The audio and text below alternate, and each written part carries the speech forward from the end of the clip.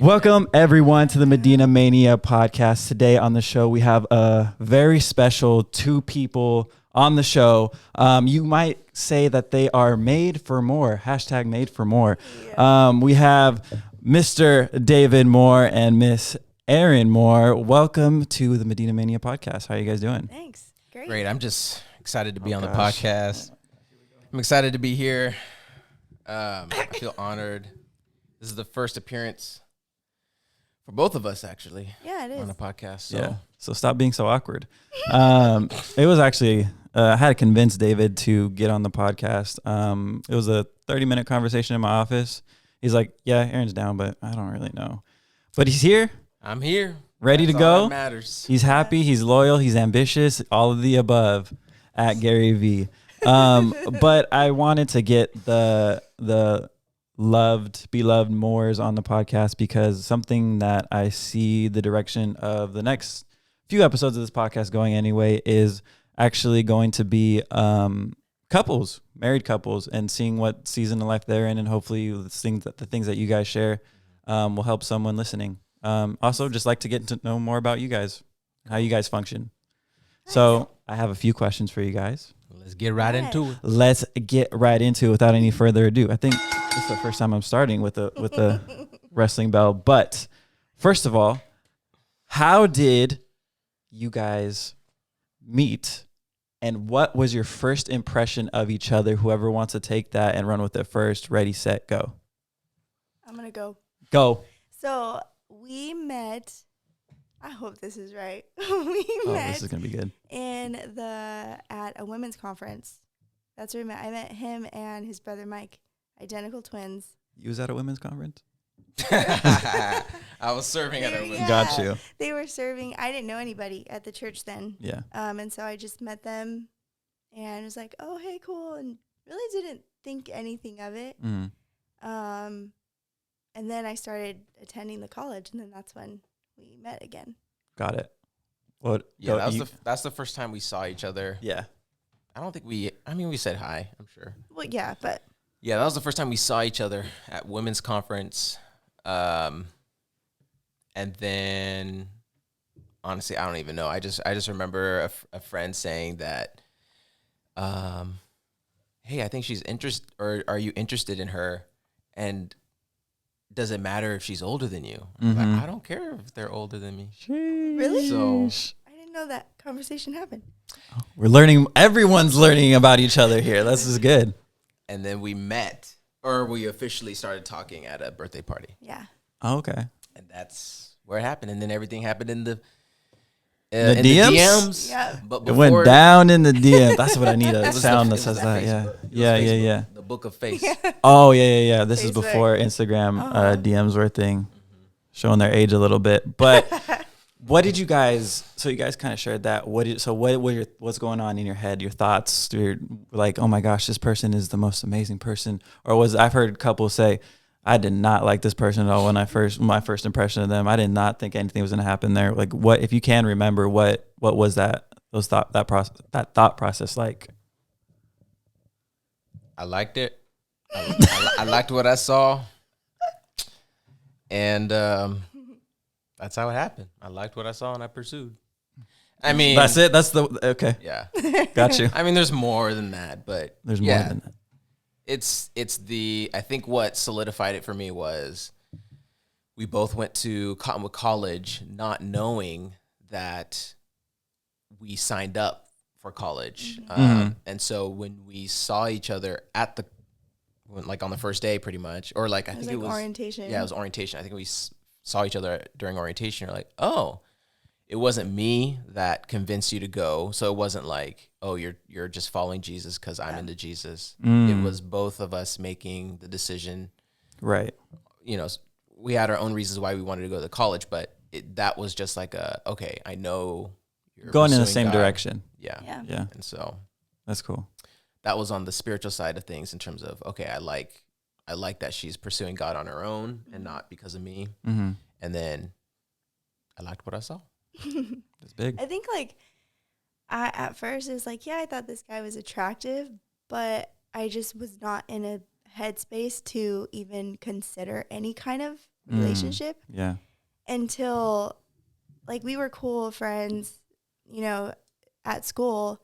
And then we went to that birthday party, or we didn't go together, but I went with another friend and then saw that he showed up with his brother. And so when I saw that he showed up, I was like, I have these butterflies. Like, what the heck? Like, it was the strangest thing. That's and cool. That's when I was like, I think I'm like into this guy. Like, why am I feeling like this? Yeah, that's cool. Yeah. You brought up his brother. How long did it take you to distinguish them apart? It was almost like immediately. Like Dang, it's like a soulmate thing? That's crazy. Is the one real? That was a whole nother episode. Anyway. Yeah. That's so dope. So Nope. This guy. So you guys get into this dating relationship. How long into that until you kind of had the feeling like, okay, this might be marriage, headed towards marriage? How long into that when you kind of made that realization? And then we can kind of get into that next question of when you actually knew and were going to make that move. I mean, I grew up not really dating much. I say, if people ask me like, oh, did you have girlfriends growing up and stuff? I would say no, but I actually did have one, and I forget that I did, but it was like, I don't know, 1 or 2 months. Did you know about this, Erin? I did. Yeah. And, but no, I didn't have a lot of relationships growing up, like with other girls. Yeah. So this was in my mind, I literally think Erin's my first girlfriend. And yeah, we got married, and I don't know. I don't know if it was like, I don't know. I just wasn't into like wanting to date just to date. Like marriage was always going to be the thing that if I would ever pursue a relationship, that was I was going to enter the relationship for, is just marriage. So it was like, I think Dominique and Julius talked about it. It was like, going into the relationship, you're like, okay, I can already see myself marrying this person. Let's find out more. Yeah. Yeah. I mean, yeah, I don't know. Like how old was I? 20. I was 20 when we started dating. Wow. So I wasn't like, I mean, yeah, I guess you could say that. I don't think I was actively thinking that, but I would say that, like, if someone were to ask me, oh, can you see yourself marrying this person? I would say, yeah. Yeah. I just knew that the person that I would start dating, I would never just like date just to date. Yeah. I don't know. So would you would say you didn't really have like a moment where something clicked and it's like, okay, I'm going to marry this person. Like it came until. No, I would say though, I remember making the decision to like, I am going to marry this person. I remember making that decision, because I'm a very like logical person. Like, I'm not a feeler. Like Erin's a feeler, on all levels. Like, even just like on a spiritual level, like she just can feel her way through things. And then for me, it's like I think my way through everything. Yeah. So when it comes to the subject of like love, like, is just like not something that I could articulate I just don't feel that. It's like, I remember having conversations where it's like, no, I love you. I remember you remember we would have conversations about like how saying I love you, or I miss you, and I miss you. I remember like saying, I don't want to say that when I don't mean it. Yeah. Because I'm not like, because I'm such I don't know. I guess that means I'm trying, because I guess love is like something you feel. And so because I don't feel often, it felt like not genuine. It didn't feel genuine for me to say, oh, I love you. Yeah. When I don't feel that. And it's very rare when I do feel like love.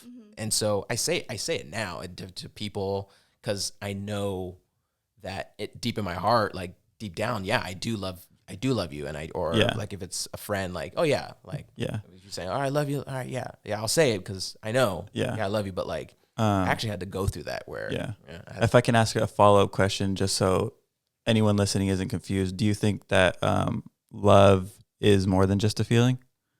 Yeah, that was like what we landed on, or at least that's what I would communicate, is like, love is a choice. I remember that was shared once. And I was like, dude, I freaking love, I remember when I heard that, I was like, dude, I love that definition. Because that just makes so much sense to my logical mind, where it is a choice. You decide. It's like a verb. Yeah. So I'm gonna love you. It's a decision to love you. And so that, when it clicked, is like when I decided, yeah, I choose to love Erin. So I'm gonna choose to marry her because I want to. I chose you. It's really good. Yeah. Erin, when did you kind of know like David was someone worth marrying?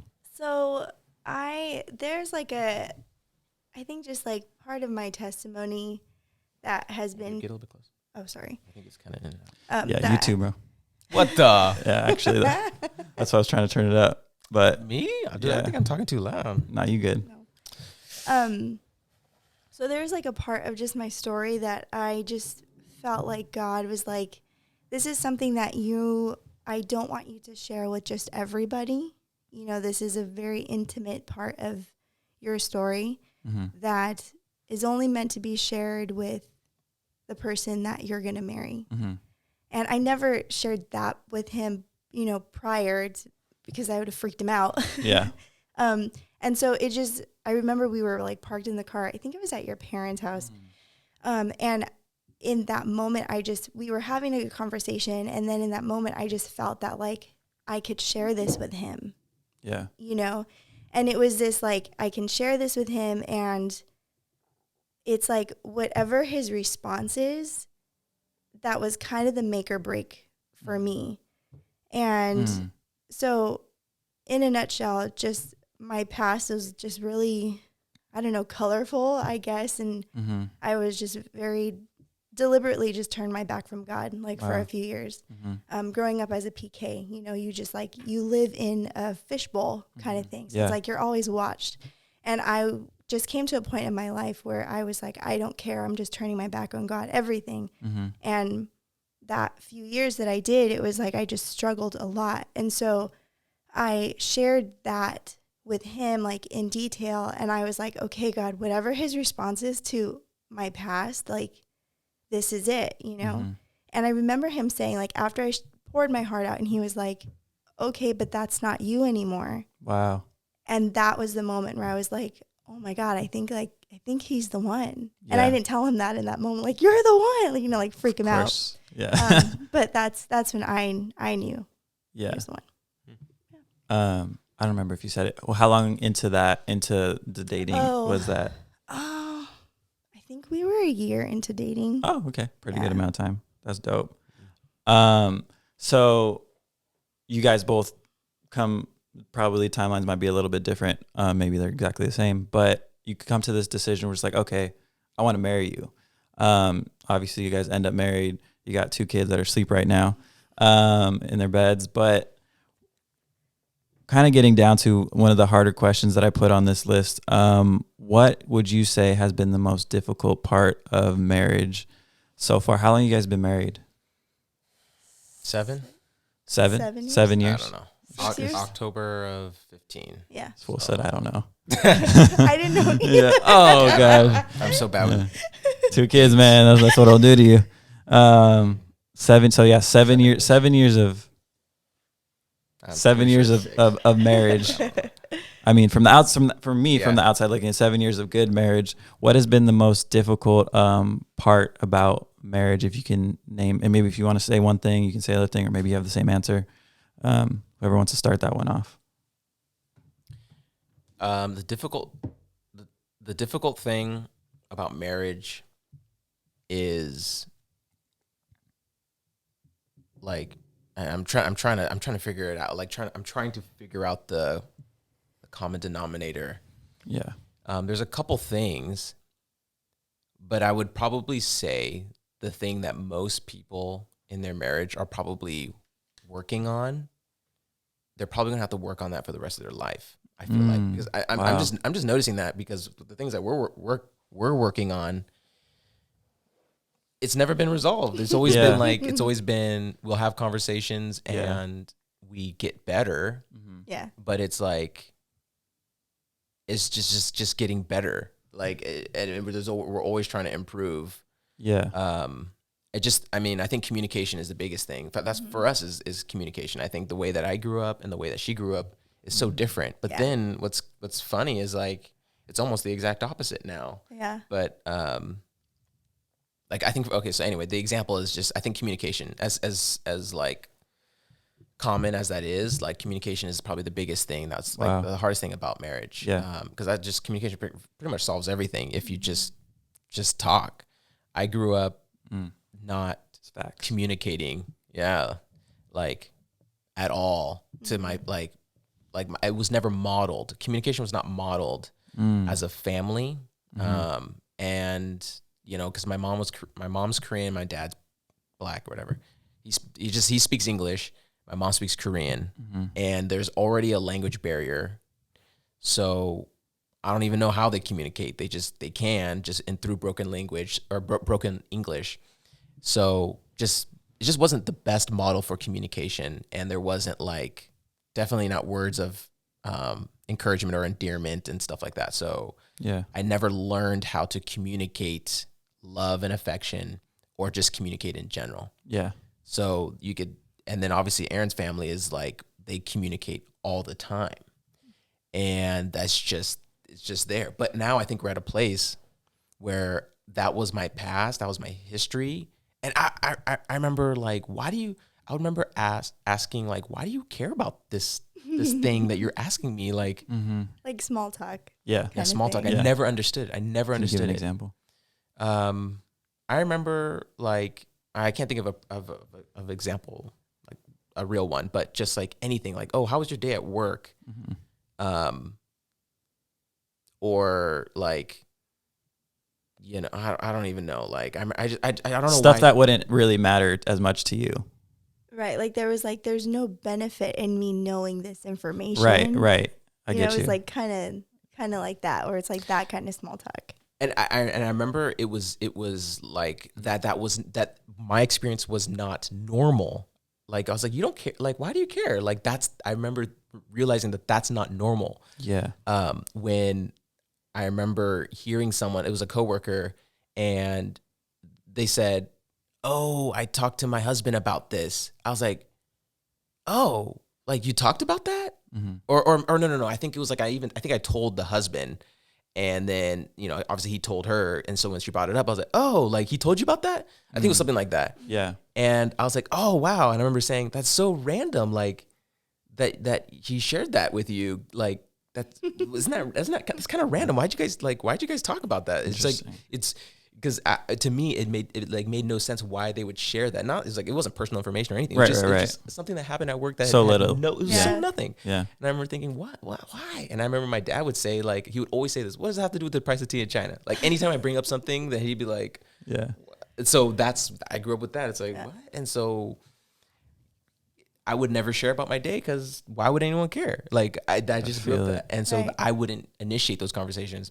But anyway, all that to say now is I feel it's almost the exact opposite, where I am trying to communicate more because I know how bad, if you will, or how it wasn't a constructive, it wasn't a encouraging environment, and so I just wanted to start communicating more. Yeah, but especially having kids too, it's you want to do that more. But now it he's right, where it's now he is so much about talking things through. Let's communicate it. Tell me what you're feeling in that moment, you know, kind of thing. And I'm I don't want to talk about it. I don't want to talk about it. Yeah. So it's that is really crazy because he said, growing up in a home where we talked about everything, you know, and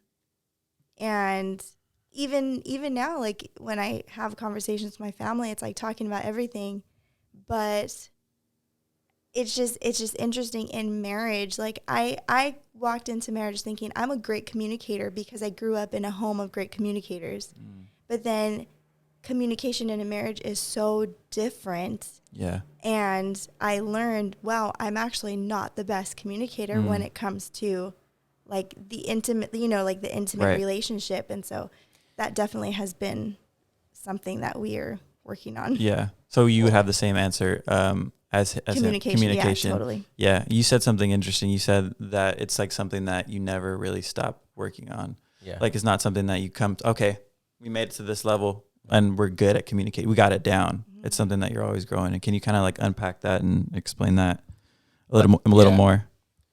Well, I think our case is, I wouldn't even say unique. Maybe other people are feeling this, but like the reason why there's a transition is because I wanted to start communicating more. And it's not like you wanted to communicate less. Right. What happened is, and it just happens to be about communication too, right? So you take me, who had that upbringing of communication style, let's say, and then you had Erin, who had a different communication upbringing, like style of upbringing. Yeah. And so you say low communication, high communication. So then when we get married, that's kind of how it operated. And I had to learn. It was like during marriage is when I learned how important communication is. But Erin had during the first couple years had the experience of me shutting down conversations. Yeah. Right. So now my response impacted Right. how how communication is now. So so now there's such a how I respond to certain things, like me wanting to say, oh, what does that have to do with I don't say this. What does that have to do with the price of tea in China? I don't say that. Yeah. But my tone or like my focus or like me having to be like, okay, now I'm paying attention. Like you can see me trying to pay attention. That kind of reaction affected her, I would say, let's just say, negatively, so that now she doesn't want to communicate because it's not reciprocated. Right. So now when I'm trying to communicate now, I'm changing my communication. Like I want to be better in communication. But now now it's like working to now you're working to get back into communicating. Yeah. And really like not having that mentality of he doesn't want to hear what I have to say, like breaking through that. Yeah. Like, no, he actually does want to hear what I have to say. So it's like we're both working that out. Yeah. You know? Yeah. Definitely. And that's just like, it's going to be a cycle because ultimately it has to be, we both have to take the initiative in communicating, and we both have to be okay with how us growing in our communication. She has to be okay with me getting better at listening, you know? Yeah. Yeah. And then vice versa. Yeah. Yeah. That's cool. Thank you for sharing that. That was really good. I'm learning in more ways than one. Communication is very important. I was telling you before I even press record, it's like the whole reason I started this podcast was to work on my communication skills. But from transitioning from difficult, what has been the most, for your favorite part of marriage, the best part of marriage, whatever you want to call it? What has been great about marriage? Just straight up blessing. I think for me, and this may not seem like very exciting, you know, but because I grew up with just being very private. Yeah.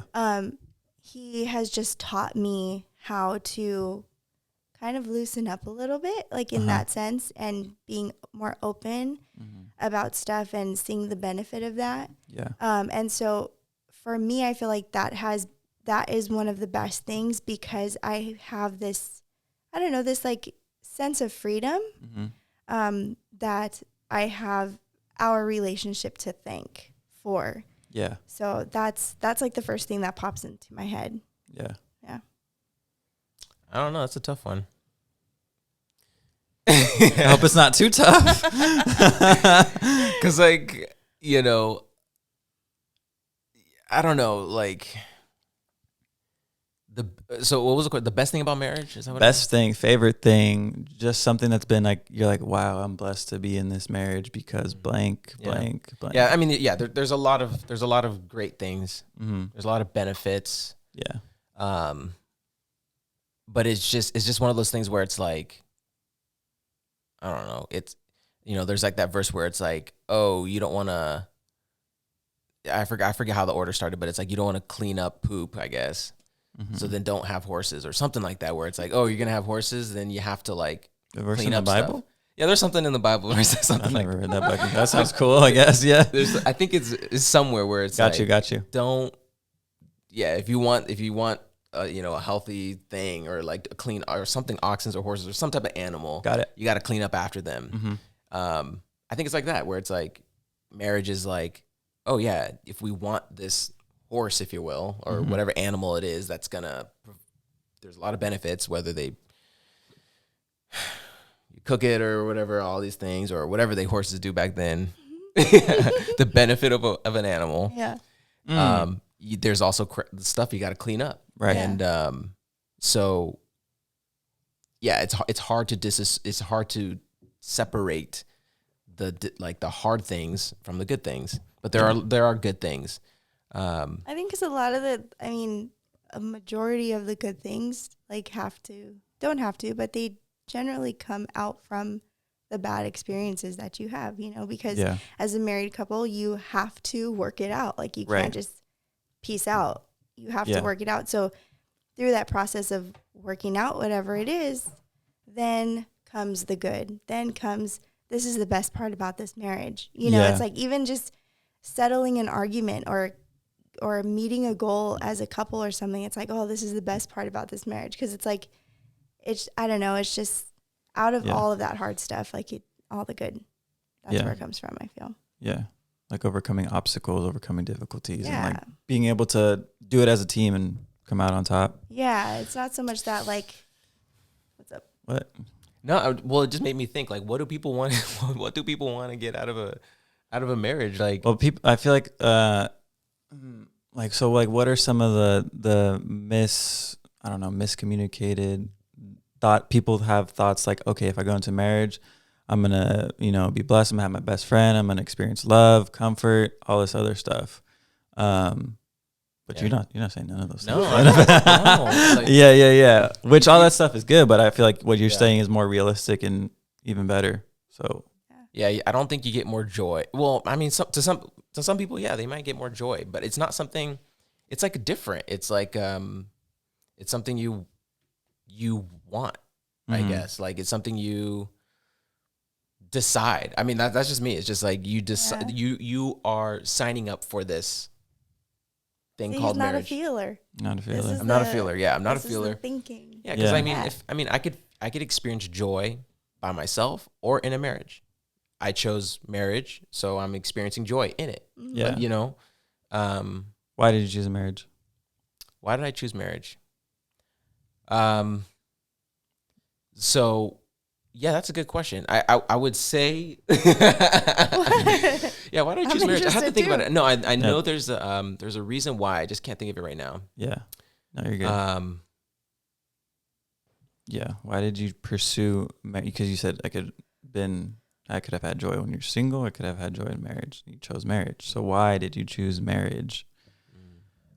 Because even the Bible says it's better to be single if you can. That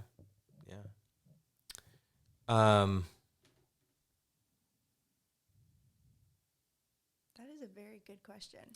Yeah, I mean, why do people want to get married? It's like people want to get married because they want to have marriage privileges, like marriage privileges. Yeah.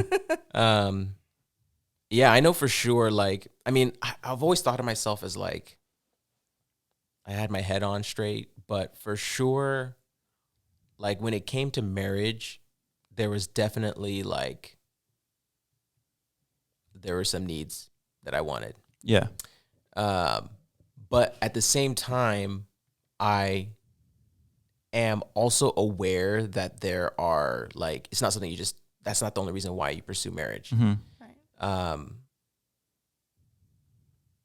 Yeah, I don't know. I guess I just never really got asked that question before. Yeah.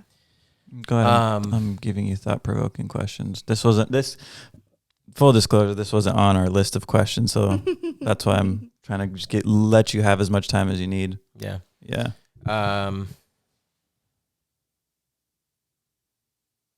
Yeah, I don't know. I'm trying to figure out why people want to get married.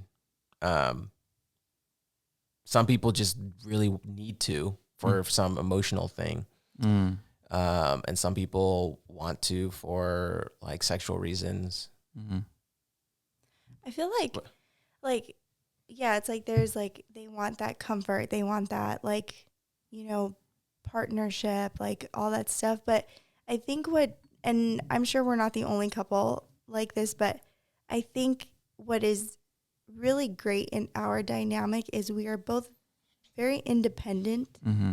I feel like, and so getting married, it wasn't like yes, I rely on him for certain things, but it wasn't like I need you to survive. You know, it's like Yeah. we just genuinely really want to do this life together, and Yeah. as independent as we are, it's just more fun to do this together. Yeah. Like that's where my head is going. Yeah. It's a really good answer.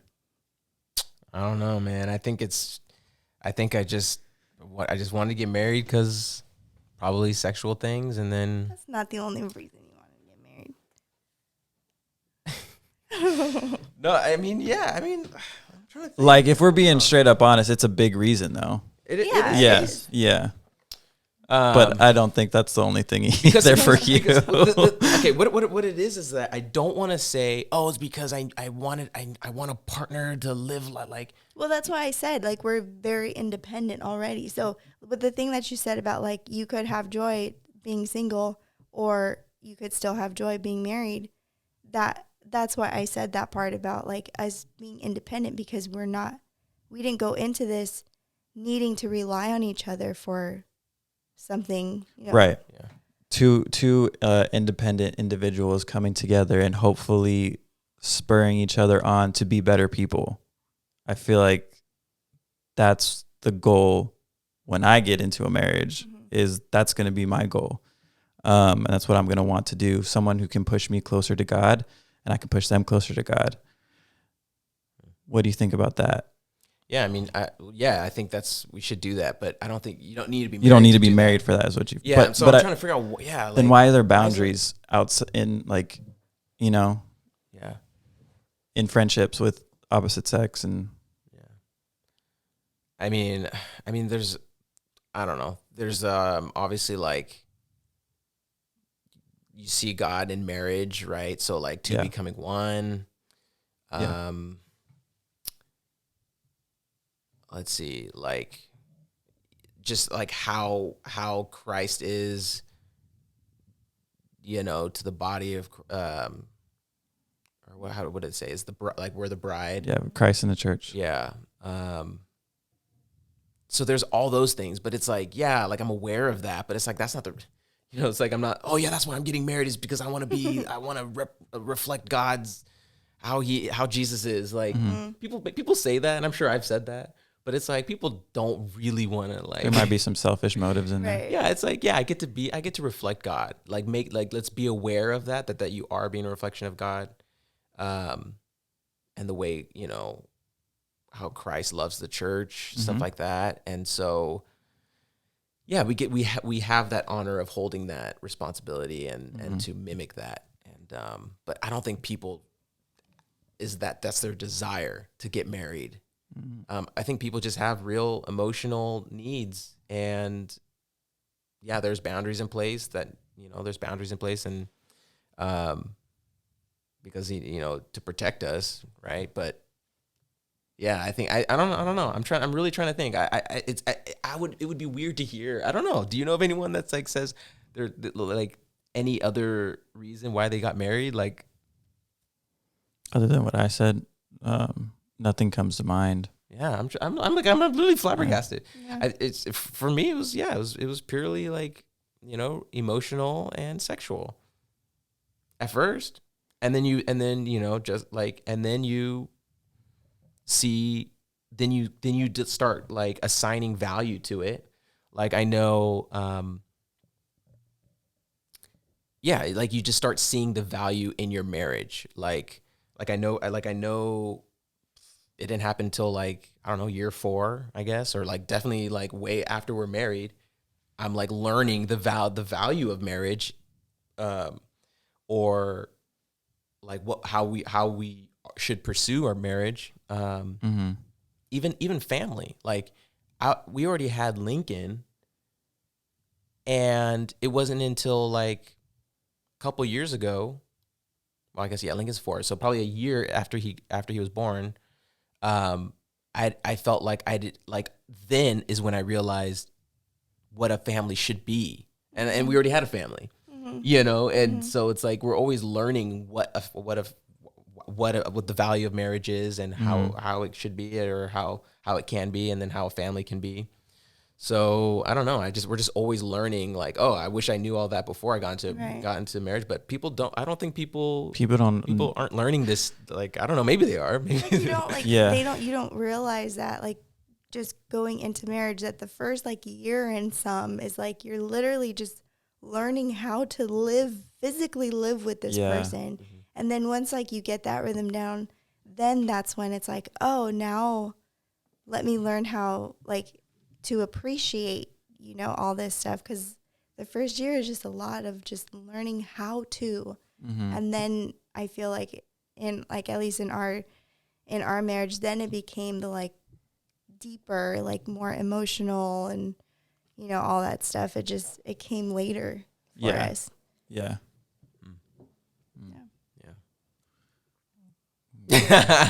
We'll see if we'll include that, right? Yeah. I'm actually want to start asking some married people why they got married. I want to start asking around. Very thought-provoking question. I'm glad that came up. So you guys kind of foreshadowed it a little bit, but like people not really knowing what they're getting into when they start marriage, and then you find out. The last question. What is some advice that you would give married couples? And this is like a hard transition from what we were just talking about, but what are some advice that you would give married couples that have or about to have kids that you wish you knew before you had kids? I'll ask that. Well, I think from the wife's point of view, to not lose yourself entirely, to, you know, being the mom and like just adding another hat, like another responsibility or another role in your life. Yeah. Like not losing really who you are. And that sounds very cliche, but it is a very powerful thing. Yeah. And I say that because that affects your marriage. It affects how you communicate with your husband, if you communicate things with him, you know, like during that time of, okay, we're having a baby like come into our lives now, and it completely shifts the priorities of everything that we've built up until now. Yeah. So I think a big deal for the wife is to make sure that she herself stays grounded and just very aware of who she is and not letting that go, because it does affect the relationship with her husband. Yeah. And I think you saying that, like, people listening, husbands, like, listen up to that and understand like where your wife might be at with that. Yeah. Totally. Do you have anything you want to add? Yeah, there's a few things. Like, it just depends like where you are in your marriage before you start having kids. Like, I mean, you would assume that they are, but like, are you guys dating regularly? Like going on dates? Yeah. Because I mean, that's something that we did. We were like, I mean, we did this, I don't know, experiment, if you will, or whatever. Like we intentionally went on dates, and we vlogged it every week. And it was like part of the and part of it was like, yeah, we've been told it's important to go on dates and to date each other as married couples, and then when you have kids, it's important to keep doing that. And but it's crazy how quickly that just goes away, even though how intentional we were about that. Yeah. So like, one is just like, make sure you keep dating each other, because once a kid comes, like, yeah, like what Erin was saying, like priorities shift, and it does, like, you feel like the world revolves around the kid. Yeah, like they shift immediately. It's not a gradual thing. Yeah. Yeah, it just be aware of like your priorities will shift, and you literally have to fight for like what it is that you value. And dating should be one of them, because Yeah. that's like one of the first thing that goes away. Mhm. Is that, but then also being aware of, like, all of your insecurities are gonna come out, especially as like a dad. All of your insecurities are gonna come out, like, because you just see yourself in your kid. Wow. Especially if you have a boy, I guess. But then even as like you start thinking about your dad, and just I think I haven't been more aware of my insecurities until I started having kids. Yeah, Mhm. that's So true. it just brings it all out. So just be ready to start dealing with them, Yeah. and deal with them, because it's like, oh, I think it stopped? Yeah, keep going. Oh, okay. Well, I'll go ahead. Um, Audio's going. Sorry. Again, the camera went out for people listening. oh, Dealing with insecurities. yeah. So yeah, you gotta deal with these insecurities and be aware, and start and like create a plan of how you're gonna do it. Like whether you're talking to somebody or you're gonna journal it or whatever, like just start working. Just be ready to do it. And it's gonna be tough, because obviously you're trying to raise a kid at the same time. Yeah. But everything is gonna it just comes up. So just be ready. That's very And true. I would just encourage work on it, because the insecurities will just get worse, and you just build on it, and you just so I mean, not to say work out all your insecurities beforehand, like great if you can, but there's literally things that will come up that you were just not aware of, like you just didn't even know that was an insecurity of yours until a kid comes. Yeah. Especially when they are at an age where you start to correct them, or Mm-hmm. it's like that communication like starts to grow with the kid. That's where you see your insecurities. Like, why, like, if Lincoln like even responds to me a certain way, and it's like he's 4 years old, like, Right. he doesn't know that is affecting someone that way. It's like there's like something in me that is like all these questions, like, why did he respond to me that way? Did I say something wrong? And it's like, wait. It's like he's 4. He didn't mean that. But it just, that's an example of those insecurities can just pop up out of nowhere. Right. So be aware of that. Yeah. Cool. Camera's back on. And while I was changing the battery and memory card, David actually Googled some stuff, and and he came to an answer on his own. But go ahead, David. Yeah. So I Googled why do Christians get married, and they're all, and it's kind of like what we said. It's like companionship. I actually no, it didn't say anything sexual related, but it was just companionship, and then purpose, and something else. And it just, that all sounded cliche to me. And I think that's what it was, is I was trying so hard not to say those cliche things, but and trying to figure out the real reason. And then I was trying to think about myself. I was like, honestly, I was 20 years old. Like, I was full of passion. I just wanted to get married. Like, that's one of the reasons why I wanted to get married. Unleash the passion. Just unleash the passion, The right? passion of Christ. Yeah. Yeah. Do you have anything else you wanted to add on that, or So the clarification is good? What we were talking about earlier was that, like, I didn't get vision for what a family can look like until after we're a family. Like, we already had Lincoln, and I felt like God, like, it was super random. It was a random video I watched during a church service, and I was just so convinced, like, oh, God is in families, like that. And the thing is, like, I'm not the family man, like the image of a family man, like, just very like I'm not gung ho like family. It's like I am actually in the process of trying to be a family man, because it's not natural. It's not natural for me. Your dad probably wasn't a family man. Right. Yeah. So it wasn't modeled for me. And so I'm learning what it's like. And I'm learning to actually even want to do that. But I know that, like, I'm just so convinced the importance of family.